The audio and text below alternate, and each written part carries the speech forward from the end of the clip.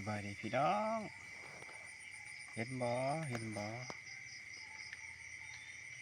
เห็นกระปูน้ำข่อยบ่เด้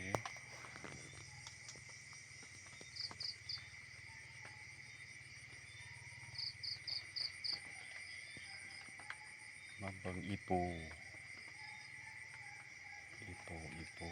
นาตัวนี้ฝนตกแห้งพี่น้องมีน้ำได้บ่เนี่ยเบิ่งอีปู